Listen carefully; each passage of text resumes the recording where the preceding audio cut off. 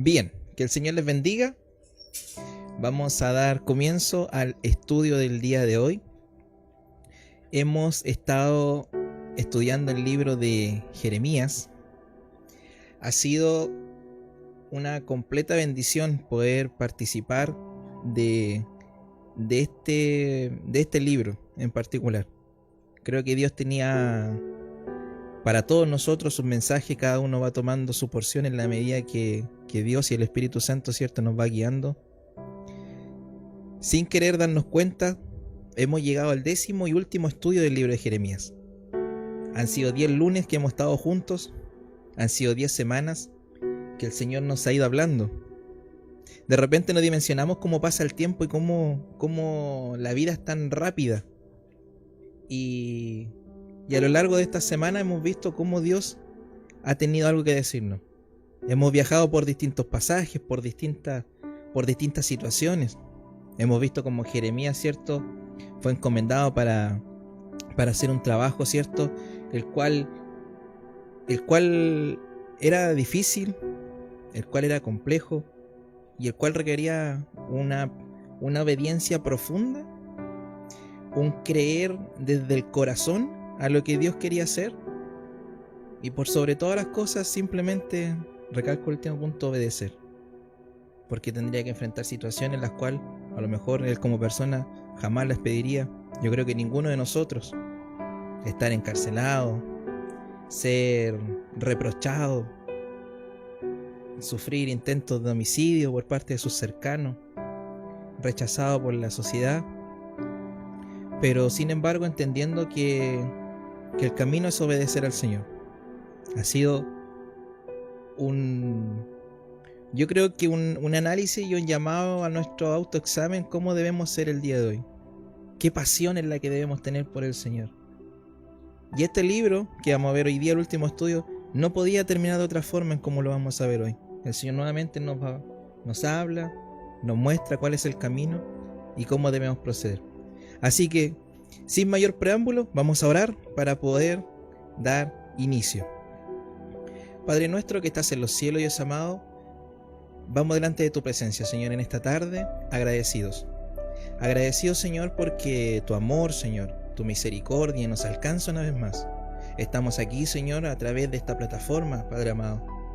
Cada uno de nosotros, Señor, está en un lugar, quizás en distintas situaciones, Señor, pero tú nos permites estar quizás cómodos, calentitos en medio de este frío, Señor, y a lo mejor tomando un café, pero sin embargo te pedimos en estos momentos que tu Espíritu Santo, Señor, a la distancia nos una en un solo pueblo, Señor, que podamos estar atentos a lo que tú nos quieras hablar, Señor, y simplemente nos disponemos delante de tu presencia para que tú simplemente hagas conforme a tu voluntad. Señor, toma el control de mi vida, mis labios, mis palabras, para que todo lo que podamos hablar sea dirigido por ti y no haya ninguna palabra de parte mía, Señor. Te dejamos todo en el nombre de Jesús. Amén.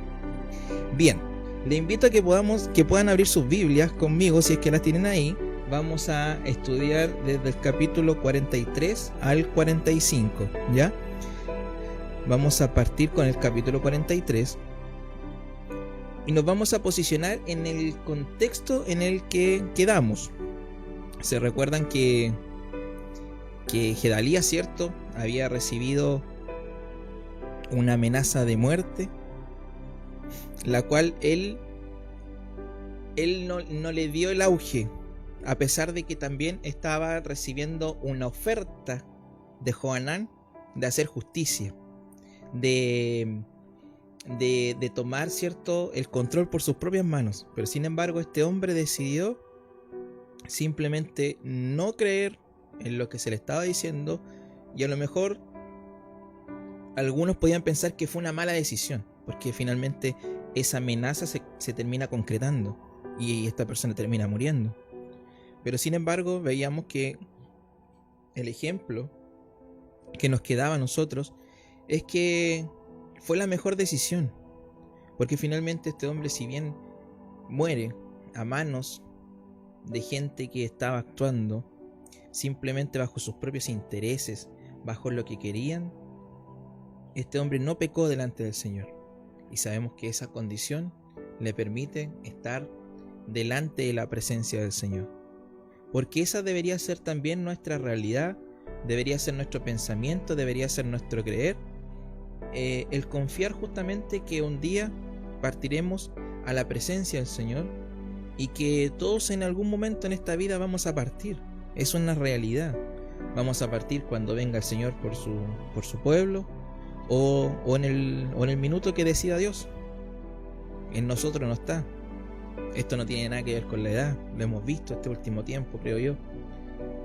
Simplemente debemos estar preparados y confiados que cuando nos toque partir vamos a ir a presentarnos delante del Señor. Y esa bendita confianza es la que nosotros debemos tener hoy en nuestras vidas. Y así es como llegamos a este punto. Después resulta que Johanán, ¿cierto? Después que fallece, ¿cierto? Gedalías toma el pueblo y va delante de Jeremías. Porque en los capítulos anteriores, los últimos 2 capítulos que leímos, en ninguna parte se nombra a Dios.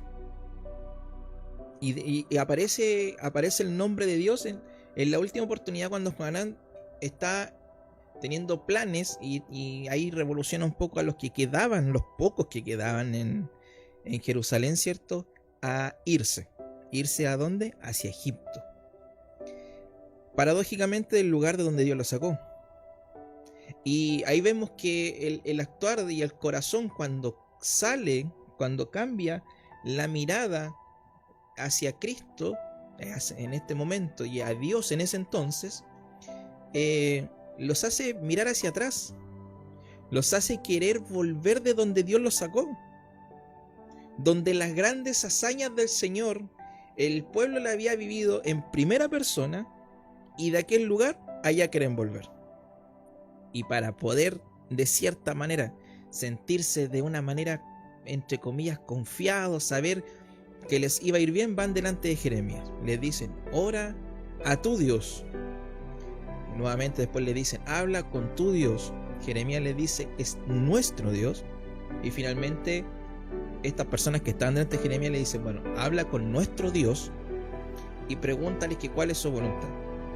Pasan 10 días en este tema, entre que Jeremías ora al Señor y que el Señor responde.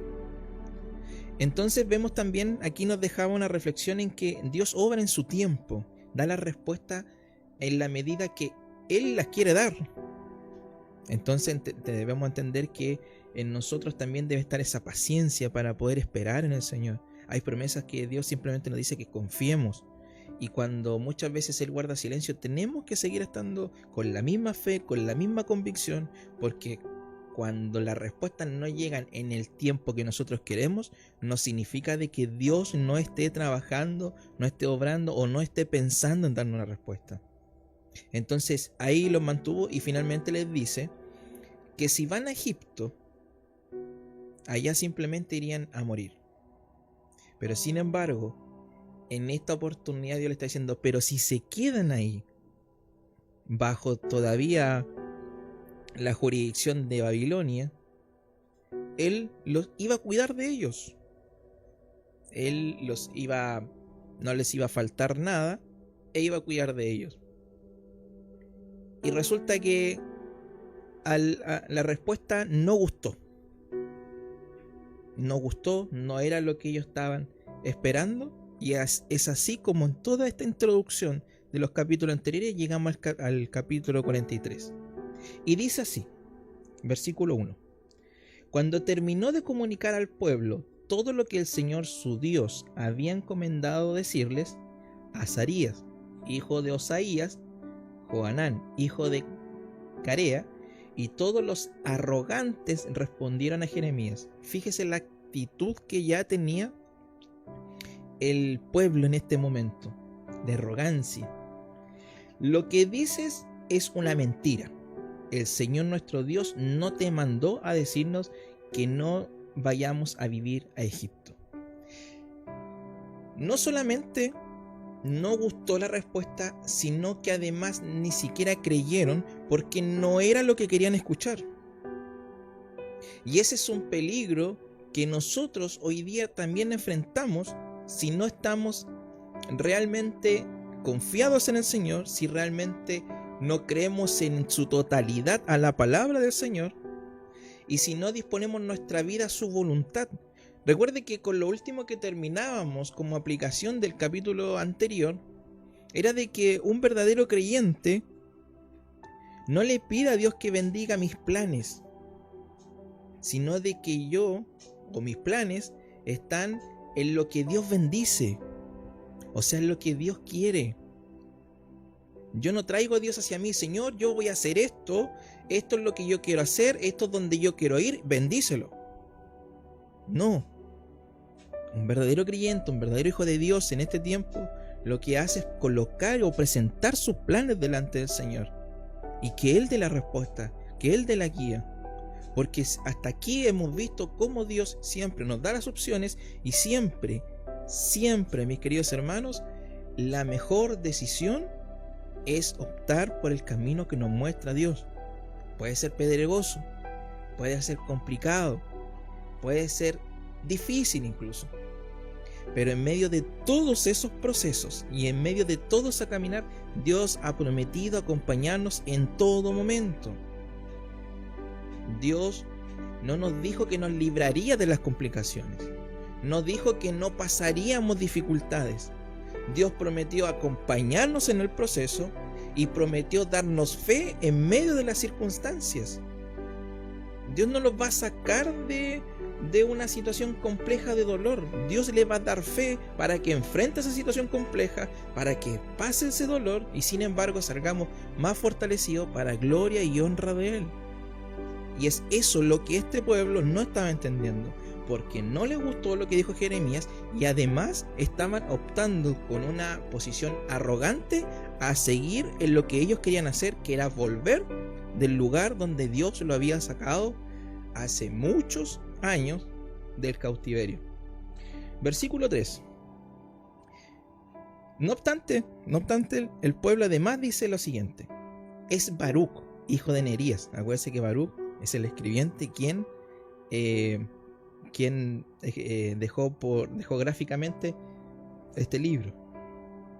Hijo de Nerías, el que te incita contra nosotros para entregarnos en poder de los babilonios, para que nos maten o nos lleven cautivos a Babilonia. Hermanos, ¿qué tenía que ver Baruc en esto? Si bien la Biblia nos da más detalles, dicen algunos comentaristas que Baruc de cierta manera tenía un nexo, y de hecho lo vamos a ver en el capítulo en el 45, que quizás había un nexo en el cual él quería llegar también a ser parte del reinado, a trabajar ahí. Entonces esto es lo que estaba tomando el pueblo, y es por eso que le indicaban de que Baruc simplemente quería que se quedaran ahí para ser destruidos. Por eso tenían este pensamiento. Versículo 4 en adelante. Así que Johanán, hijo de Carea, ni los oficiales del ejército ni nadie del pueblo obedecieron el mandato del Señor de quedarse a vivir en la tierra de Judá. Por el contrario, Johanán, hijo de Carea, y todos los oficiales del ejército se llevaron a todo el remanente de Judá, es decir, a los que habían vuelto para vivir en Judá luego de haber sido dispersados por todas las naciones. Imagínense lo que estaba enfrentando el pueblo. Estaban volviéndose algunos que habían sido exiliados, otros que habían salido, ¿cierto?, para no enfrentar lo que estaba sucediendo o lo que estaba haciendo los caldeos, y se estaban reuniendo, porque recordemos que cuando estaba Gedalías gobernando, que quien lo puso fue Nabucodonosor, Nabucodonosor, ¿cierto?, lo había dejado simplemente para administrar lo que estaba ahí, y Dios había prometido que iba a cuidar de los que estaban ahí, así como también iba a prometer y restaurar a aquellos que se habían ido obedeciendo la voz del Señor, también con los caldeos. Y sin embargo estos estaban enfrentando. Dice: los hombres, las mujeres y los niños y las hijas del rey y todos los que Nabuzaradán, comandante de la guardia, había confiado a Gedalías, hijo de Ahicán y nieto de Safán, también a Jeremías el profeta y a Baruc, hijo de Nerías. Se llevaron a todos. La palabra no nos dice cómo se llevaron a Jeremías y a Baruc, pero lo más probable es que después de esta conversación quizás lo hayan llevado, no sé, amarrados a la fuerza, pero se los llevaron. Se los llevaron. con dirección hacia Egipto. Desobedeciendo la orden del Señor, se dirigieron al país de Egipto, llegando hasta la ciudad de Tafne. En Tafne, la palabra del Señor vino a Jeremías: toma en tus manos unas piedras grandes y a la vista de los judíos entiérralas con argamasa en el pavimento, que es como barro.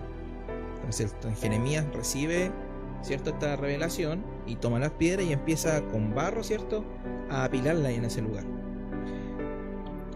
Esto todo fue frente a la entrada del palacio del faraón en Tafnes. Luego comunícale que así dice el Señor de los ejércitos, el Dios de Israel: voy a mandar a buscar a mi siervo Nabucodonosor, rey de Babilonia. Voy a colocar su trono sobre estas piedras que he enterrado, y él armará sobre ellas su tienda real. Vendrá al país de Egipto y lo atacará. El que esté destinado a la muerte morirá, el que esté destinado al exilio será exiliado, el que esté destinado a la espada morirá por la espada. Prenderá fuego a los templos de los dioses de Egipto, los quemará y los llevará cautivos. Sacudirá a Egipto como un pastor que se sacude, aquí dice, los piojos de la ropa, y luego se irá de allí en paz. Destruirá los obeliscos de Bet-Semes y prenderá fuego a los templos de los dioses de Egipto. Qué paradójico, porque aquellos hombres, mujeres que estaban a cargo, ¿cierto?, de esto, y se van a Egipto, como les decía, a un lugar que Dios había hecho tremendas proezas que están escritas en la Biblia.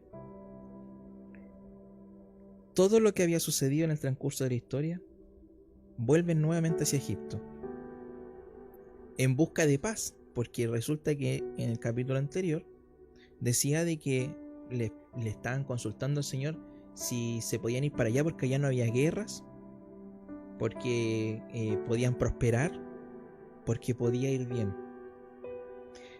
Fíjense, mis queridos hermanos, que cuando nuestro corazón no está cimentado en Cristo, hay cristianos, y se lo digo desde primera fuente, porque hoy lo entiendo. Cuando miramos hacia atrás, nos sucede lo que le está pasando al pueblo. Vemos que quizás allá estábamos bien, vemos que quizás en nuestro Egipto que queda atrás, lo disfrutábamos, éramos más prósperos, había tranquilidad, y muchas veces queremos volver, y hay algunos que volvemos porfiadamente, tal como el pueblo. Pero resulta que en el próximo capítulo veremos qué sucede. Y no me quiero adelantar si leer el capítulo, pero las marcas que dejan ese caminar es un camino completamente errado. Porque aquí Dios lo deja claro, que hasta allá, se van arrancando de un lugar en busca de paz a otro, pero sin embargo no hay dónde esconderse del Señor. Dios dice, bueno, aquellos que se vayan para allá y están destinados a la muerte porque no es lo que yo quiero para ustedes, morirán. Y resulta que nuestras actitudes hoy en día son muy similares a la de este pueblo. Porque si bien a lo mejor no nos vamos a un Egipto físico, porque mantendemos conductas religiosas, nuestros corazones a lo mejor también se van a un Egipto espiritual. Y solamente usted sabe, solamente yo sé, qué es lo que hay dentro de mi corazón, hacia dónde viajan mis pensamientos, hacia dónde van sus pensamientos, hacia dónde está nuestra mente. ¿Está extendida hacia el futuro? ¿Hacia lo que el Señor quiere de nosotros, en saber hacia dónde debemos ir? ¿O quedamos cimentados, ¿cierto?, mirando hacia atrás constantemente hacia dónde estábamos y que quizás a lo mejor estábamos mejor? Pero resulta que esa mejoría que se ve entre comillas simplemente es un camino de perdición vacío, porque cuando llega el juicio del Señor y cuando llega el tiempo del Señor, simplemente no hay nada que hacer. Y ahí después vienen los lamentos. Después viene por qué Dios lo permitió. Fíjese que una de las cosas que más me ha marcado en todo este libro es que muchos, porque había escuchado en alguna oportunidad, había leído algunos comentarios, muchos dicen que Dios obró. No, es que Dios castigó y hablan de un Dios completamente de ira y de fuego consumidor. Y fíjense que ¿qué le pasó a este pueblo? Simplemente Dios le quitó su protección.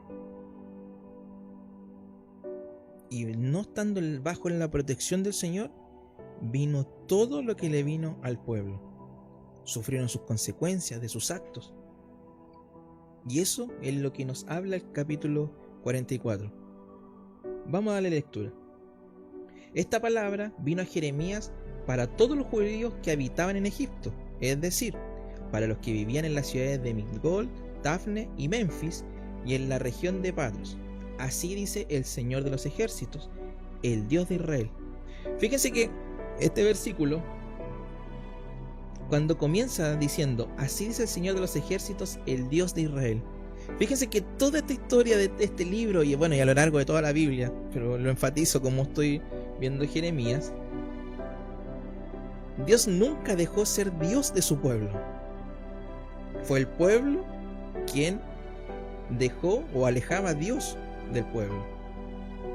Qué tremendo cuando le damos esa significancia de que Dios sigue siendo Dios y que somos nosotros simplemente quienes enfrentamos las consecuencias de la desobediencia al Señor. Ustedes han visto todas las calamidades que yo provoqué sobre Jerusalén, sobre todas las ciudades de Judá.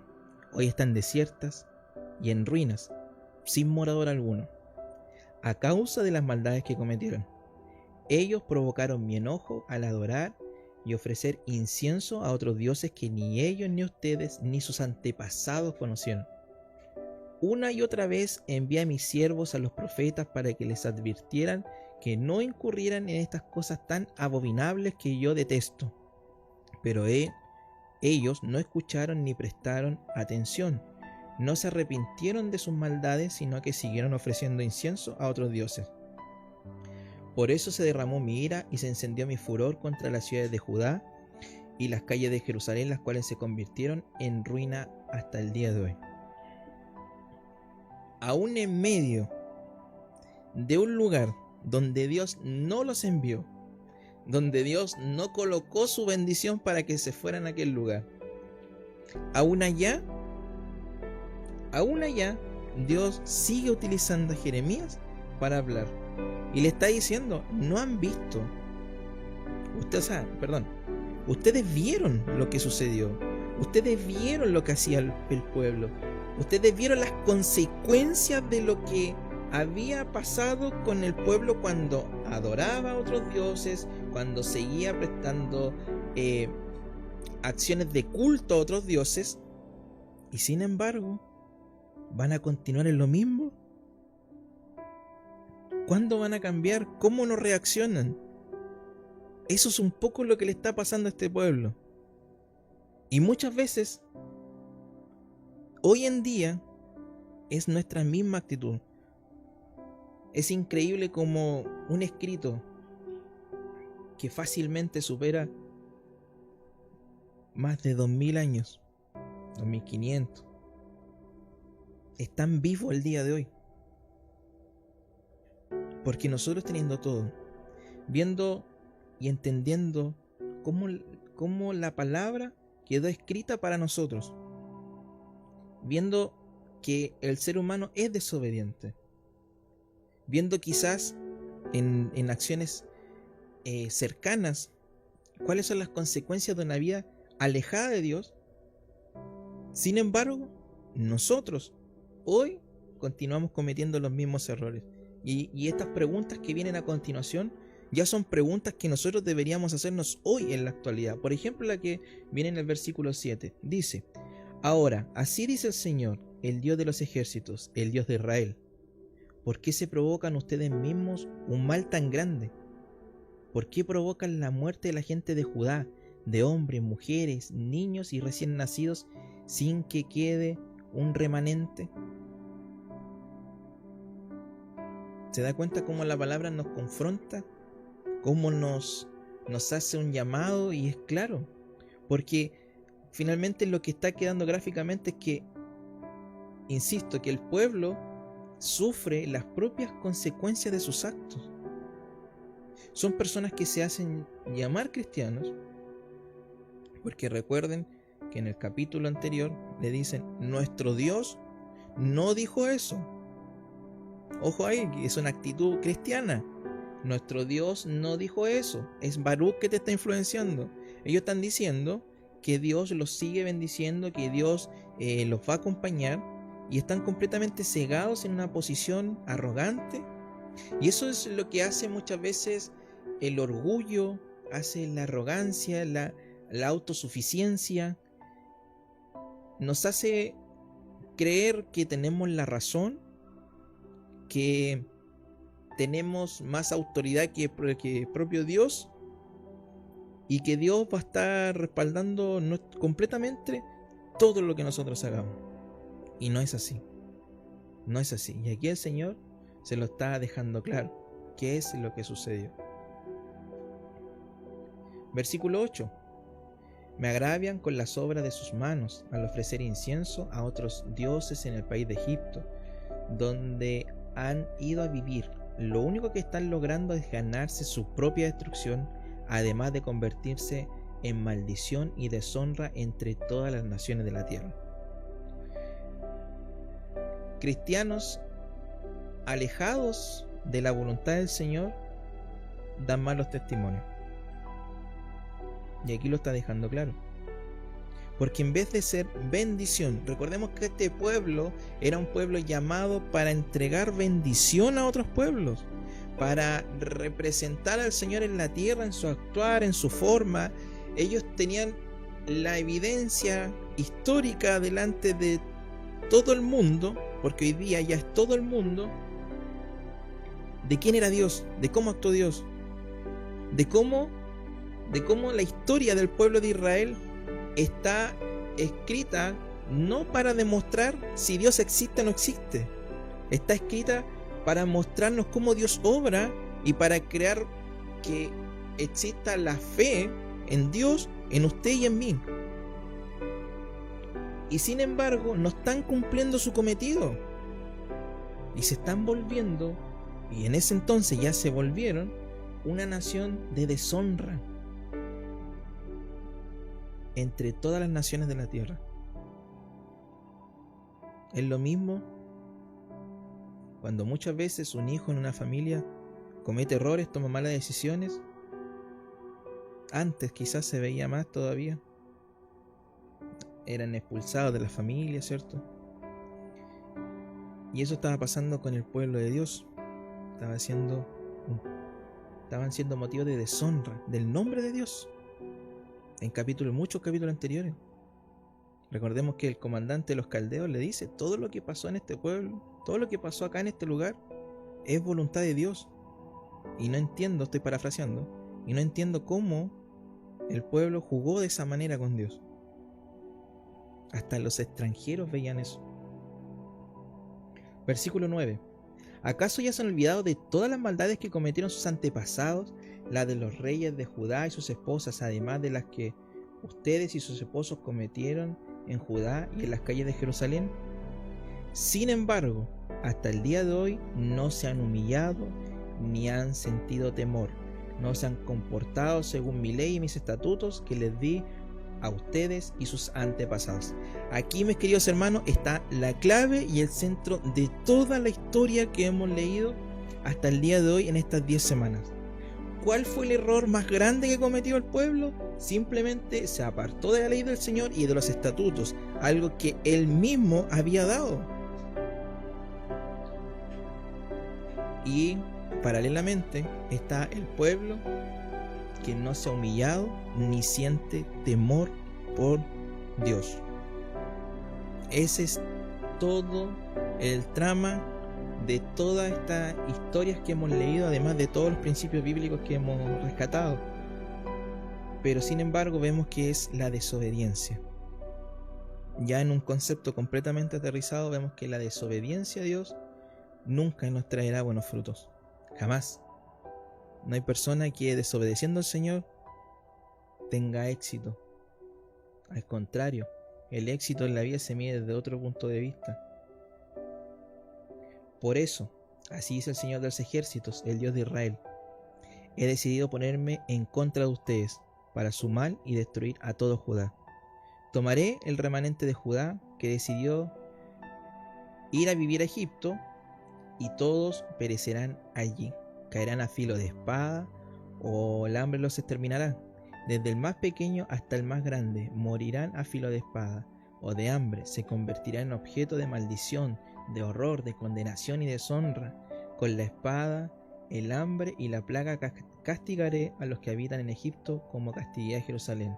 No escapará ninguno del remanente de Judá que se fue a vivir a Egipto, ni sobrevivirá para volver a Judá. Aunque deseen y añoren volver a vivir a Judá, no podrán regresar, salvo algunos fugitivos. Entonces los hombres que sabían que sus esposas ofrecían incienso a otros dioses, así como las mujeres que estaban presentes, es decir, un grupo numeroso, junto a todo el pueblo que vivía en la región de Patros, respondieron a Jeremías: no le haremos caso al mensaje que nos diste en el nombre del Señor. Alejados de su tierra, del lugar de su refugio, de paz, donde estaba el templo del Señor, en donde era una tierra en la cual fluía leche y miel, en la cual el pueblo obtuvo, si hablemos de cosas materiales, una tierra, un lugar, porque este pueblo, cuando salió de Egipto, no tenía nada,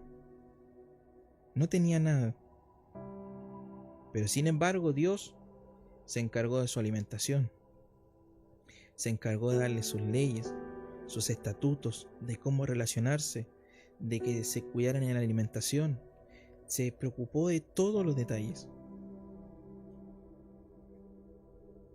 Y si empiezo a enumerar todo lo que Dios hizo por este pueblo a lo largo de la historia, son muchas cosas. Pero ¿dónde quiero llegar? ¿O hacia dónde nos quiere llevar el Señor? Que finalmente, cuando nuestra mirada no está en Dios, nos hace querer volver a Egipto, nos hace querer volver atrás. Mis queridos hermanos, debemos entender que esto naturalmente como humanos nos va a suceder, nos va a pasar. Muchas veces vamos a querer volver a una comodidad, muchas veces se siente que se está complicando, que ya se tiene un cansancio, que no quiere ir a la iglesia, que no se quiere congregar, que nos cuesta orar. Son indicadores que nosotros debemos tener en consideración, porque nuestra carne, nuestra humanidad va a pasar por esos estados. Pero nuestro corazón, siempre nosotros debemos examinar lo que hay ahí. Porque recordemos que hasta Jeremías le pasó. Llegó un momento en toda la historia que se sintió tan agobiado que estaba maldiciendo el día que nació. Y dijo: yo no quiero predicar más, no voy a hablar más tu nombre. Pero sin embargo dice que lo que estaba en su interior era un fuego tan grande que él no podía contener. Y nosotros en este tiempo debemos estar igual de preparados, mis queridos hermanos. Debemos ser llenos del Espíritu Santo que nos dejó Dios en este tiempo. Porque si no estamos en esa condición, nos va a pasar lo que le va a pasar al pueblo. Vamos a querer volver atrás, nos vamos a ir atrás. Pero fíjense que el Señor estaba enviando un mensaje en el cual le estaba diciendo: ¿sabes qué? La gracia llega hasta aquí. No solamente en el Nuevo Testamento, mis queridos hermanos, vivimos un tiempo de gracia. Aquí vemos que estaba la gracia del Señor con ellos. Y vemos que la gracia también tiene un límite. Porque fíjese que el pueblo, en esta arrogancia, en todo esto que estaba sucediendo, además estaban en otro lugar rindiéndole culto a otros dioses. Era como prácticamente que el pueblo no había entendido nada en todo lo que estaba pasando, y además estaba en una actitud arrogante, a pesar de todo lo que habían visto, todo lo que habían vivido. Y fíjese lo que dice del versículo 17 en adelante. Y esto yo creo que es una de las actitudes más tristes que puede suceder. Al contrario, seguiremos haciendo lo que ya hemos dicho. El pueblo le está respondiendo a lo que Dios estaba entregando. Ofreceremos incienso y ofrendas líquidas a la Reina del Cielo, como lo hemos hecho nosotros y como antes lo hicieron nuestros antepasados, nuestros reyes y nuestros oficiales en las ciudades de Judá y en las calles de Jerusalén. En aquel tiempo teníamos comida en abundancia, nos iba muy bien y no sufríamos ninguna calamidad. Pero desde que dejamos de ofrecer incienso y ofrendas líquidas a la Reina del Cielo, nos ha faltado todo. El hambre y la espada están acabando con nosotros. Y las mujeres añadieron: cuando nosotros ofrecíamos incienso y ofrendas líquidas a la Reina del Cielo, ¿acaso no sabían nuestros maridos que hacíamos tortas con su imagen y que les ofrecíamos ofrendas líquidas? Ellos estaban con esta actitud estaban diciendo de que lo que a ellos les había ido bien, su prosperidad, su estabilidad, era de la Reina del Cielo. Y sin embargo, cuando habían problemas, iban y le decían al Señor, o culpaban al Señor. Actitudes religiosas, mis queridos hermanos. Hay otras religiones en las cuales continúan con esta deidad que hoy día ya está más cristianizada, pero que son dioses que no existieron. Son dioses que nadie conoció. Esta Reina del Cielo, lo vimos que fue cambiando de nombre, la encontramos en el Nuevo Testamento. Pero fíjese lo que está haciendo el pueblo de Dios. Está rindiéndole culto y adoración y gratitud, supuestamente, a una diosa que no es. ¿Cómo cree usted que Dios se siente con esto? Siendo Él nuestro Padre, siendo Él el que nos bendice, siendo Él el que da las aguas para que caigan de los cielos sobre la tierra, y la tierra dé sus frutos y nosotros tengamos alimento, siendo que Dios es el que nos da la oportunidad de trabajos para poder tener recursos y poder suplir nuestras necesidades básicas, siendo que Dios nos libra de la muerte en situaciones que ni siquiera nosotros nos damos cuenta, siendo que Dios hoy nos dio una oportunidad de vida para estar a cuenta con Él. Y nosotros, ¿a quién le rendimos nuestro culto? ¿A quién le rendimos esta adoración? ¿Delante de quién nos presentamos? No nos damos cuenta muchas veces, mis queridos hermanos, pero uno de los ejemplos más claros que ocupo yo, y que es algo que lo analizo prácticamente en mi vida, por ejemplo, es el celular, mis queridos hermanos. Paso más tiempo viendo videos de entretención que lo que paso orando con el Señor. Si es esa nuestra realidad, mis queridos hermanos, las palabras, como les digo, nos confrontan muchas veces duras, pero estamos cayendo en idolatría. Hoy en este tiempo quizás en nuestros hogares no tenemos ciertas imágenes, no tenemos imágenes de yeso, no tenemos símbolos, porque sabemos que ahí no habita el Señor, pero sin embargo hay un sinfín de otras cosas que sí le generamos idolatría, porque le estamos quitando el tiempo a Dios. Es más, muchas veces ni siquiera a lo mejor somos agradecidos con Dios por todo lo que Él ha hecho. Entonces, el pueblo, ya en una visión completamente alejada del Señor, en una visión completamente ya arrogante, en una visión ya con un corazón ya duro, no hay ni sensibilidad, y con total descaro, ya indican que ellos seguirán rindiendo culto a esta deidad. Y sin embargo aquí hay un punto que se lo estaba pasando por alto. Fíjese que unos versículos más arriba decían que los esposos, porque la mujer de por sí es más religiosa que el hombre, tiene una actitud natural más de buscar a Dios, de ser más religiosa en ese sentido que los hombres. Y sin embargo aquí hay una pregunta a los hombres. Le dice: ustedes que saben que sus esposas hacen eso. Y sin embargo en este último versículo la palabra dice: y las mujeres añadieron: cuando nosotros ofrecíamos incienso y ofrendas líquidas a la reina del cielo, ¿acaso no sabían nuestros maridos que hacíamos tortas con su imagen y que les ofrecíamos ofrendas líquidas? Ahí hay un fuerte llamado a nosotros los varones de cumplir nuestro sacerdocio. ¿En qué sentido? En que debemos ser cabeza del hogar, en que debemos estar en comunión con el Señor, en buscar su dirección, en corregir las actitudes cuando hay algo que está deshonrando al Señor en nuestros hogares. Así que ahí nosotros tenemos un fuerte llamado también en este pasaje. Bien, continuemos. Del versículo 20 en adelante. Entonces Jeremías respondió: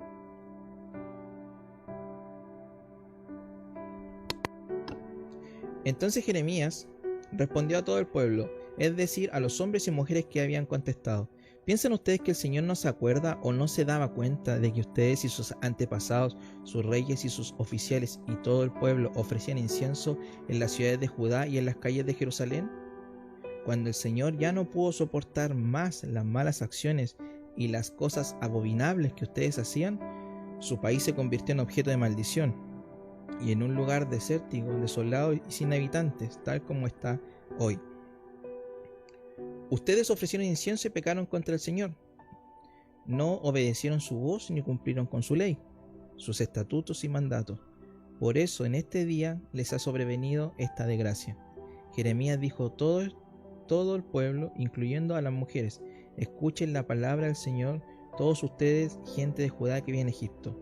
Así dice el Señor de los ejércitos, el Dios de Israel: cuando ustedes y sus mujeres dicen: ciertamente cumpliremos nuestras promesas de ofrecer incienso y ofrendas líquidas a la reina del cielo, demuestran con sus acciones que cumplen lo que prometen. Está bien, vayan y cumplan sus promesas, lleven a cabo sus promesas. No sé si entiende este versículo 25, pero en pocas palabras, lo que pasó en este momento, como les decía hace un rato, simplemente Dios le está diciendo: ¿sabe? Hagan lo que quieran. Hagan lo que quieran. Vayan tras esas deidades. Destrúyanse como quieran. Mis queridos hermanos, ahí nosotros siempre queremos un Dios de amor. Siempre queremos un Dios que nos bendiga. Siempre queremos un Dios que esté con nosotros. Siempre queremos un Dios que nos responda. Pero sin embargo, no aceptamos sus mandatos. No aceptamos los llamados a la obediencia que nos da. No aceptamos su voluntad. Y cuando las cosas no nos salen como queremos, además lo culpamos. ¿Dónde está Dios?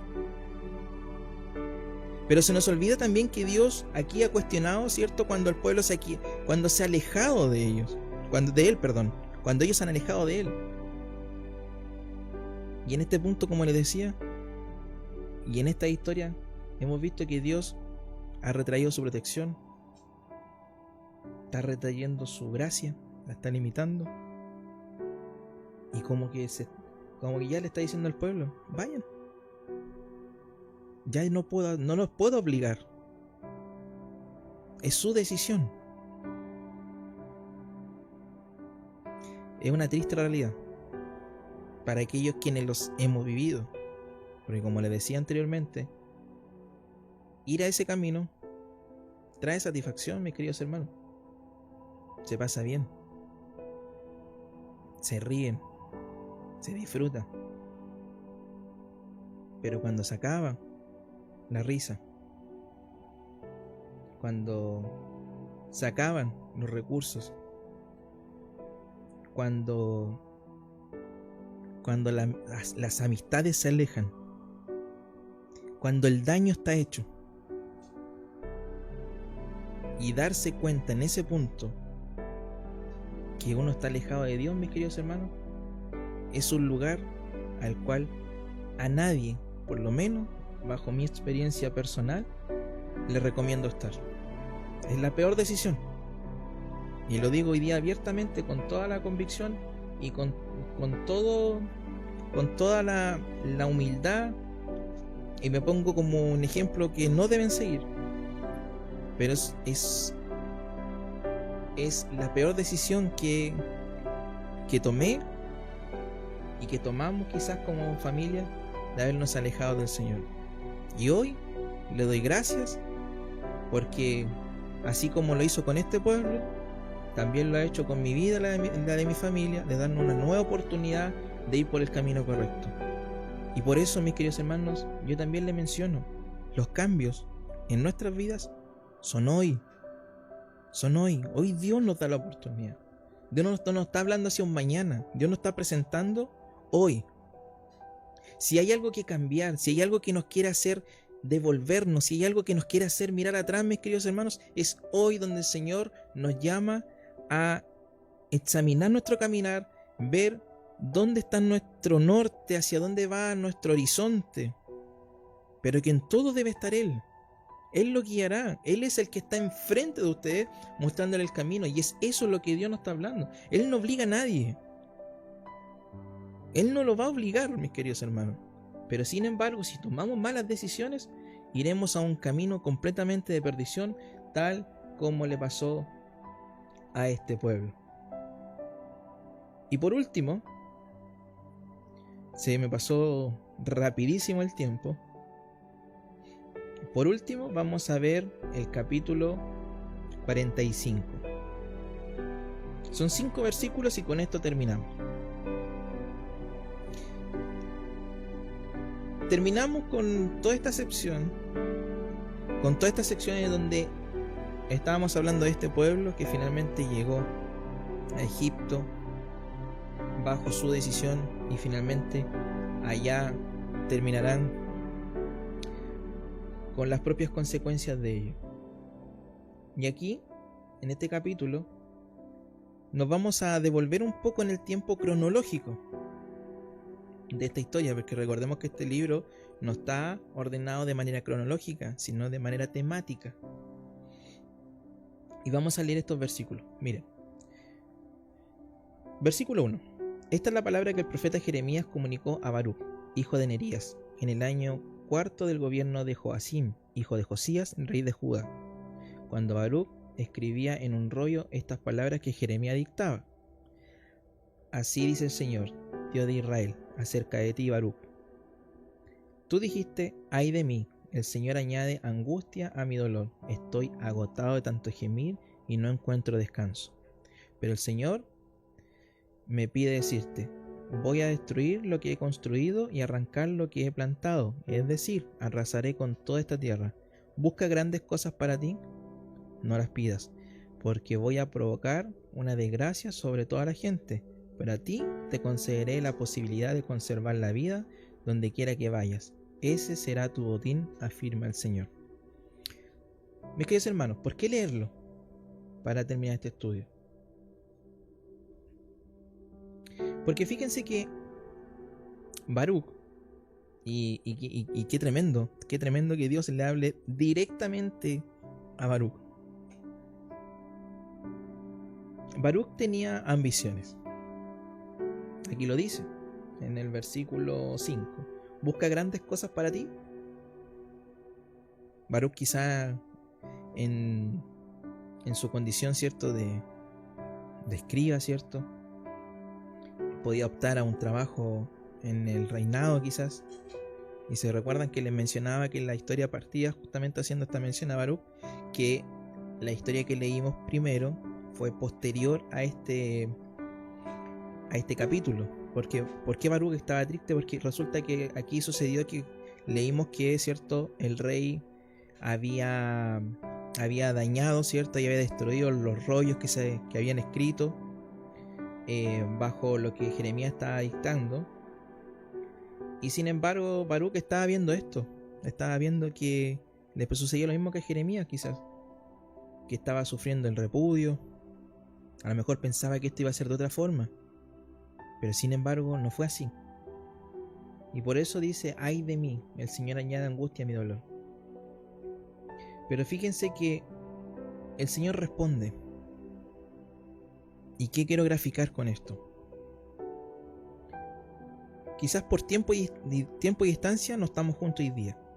Yo no sé qué es lo que pasa por su vida. Yo no sé qué es lo que pasa por su corazón. Yo no sé cuáles son las situaciones que le aquejan el día de hoy.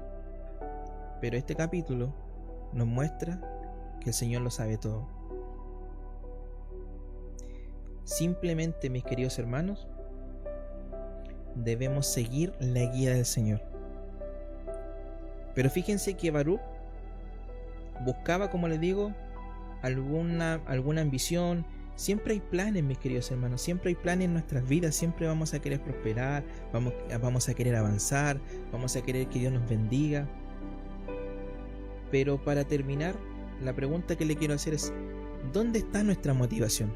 Porque fíjese que el versículo 5 nos grafica cuando le dice: busca grandes cosas para ti, no las pidas, porque yo voy a provocar una desgracia, dice el Señor. Muchas veces los planes nuestros no es la voluntad del Señor, como lo hemos visto en todo este estudio. Pero fíjense que Dios le está demostrando a Baruc que le iba a preservar la vida donde quiera que vaya, y ese era su botín. Y hoy en día, para nosotros, mis queridos hermanos, nuestra motivación debe ser la vida eterna, mis queridos hermanos. Es allá. Nosotros en la vida no estamos llamados a tener éxito. Y el éxito material que lleva este mundo. No estamos llamados a eso. Estamos llamados a arrepentirnos y a trabajar para la obra del Señor. Y después habrá un lugar donde ya no habrá más llanto, donde no habrá más dolor, donde ya no habrá más necesidades, donde simplemente habrá paz, gozo y adoración eterna hacia el Señor. Entonces, ¿cuáles son nuestras motivaciones hoy? Y con esto me quiero despedir. Hoy día, en este tiempo, ¿qué nos motiva? ¿Por qué nos levantamos en la mañana? ¿Nos levantamos porque tenemos que pagar cuentas? ¿Nos levantamos porque queremos trabajar para tener algo material? Simplemente despertamos en la mañana con la motivación o la obligación de que tenemos que ir a trabajar simplemente. Mis queridos hermanos, todos tenemos cosas que pagar, todos tenemos deudas, todos tenemos cuentas. Pero nuestra motivación siempre debe ser Dios y el reino celestial. Luego ya, cuando leemos el Nuevo Testamento, nos encontramos muchos pasajes en donde incluso Pablo nos muestra que todo lo que pasemos acá en la tierra es algo terrenal y pasajero. Nuestra visión siempre debe estar en lo alto. Y de esa manera, al igual que todo lo que hemos visto en este libro, será nuestro éxito. Ese es el éxito el que nos llama a tener el Señor. Un día llegar y entrar en la presencia del Señor. Es así como ya estamos dando fin al estudio bíblico de Jeremías.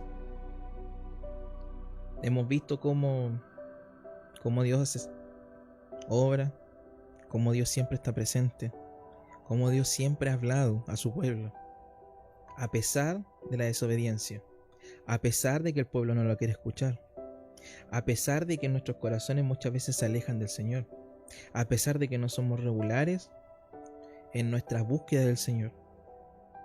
Pero nos muestra que siempre que hay vida, hay una oportunidad para reconciliarnos con Él, para cambiar nuestras actitudes. Pero los tiempos, mis queridos hermanos, son hoy. El mañana no lo sabemos. Los cambios deben comenzar hoy. Y si hoy día queremos comenzar, mis queridos hermanos, preséntese delante del Señor. órele al Señor. Si mañana Dios nos da vida, continuemos en esa relación con el Señor y así hasta cuando Él venga por nuestras vidas.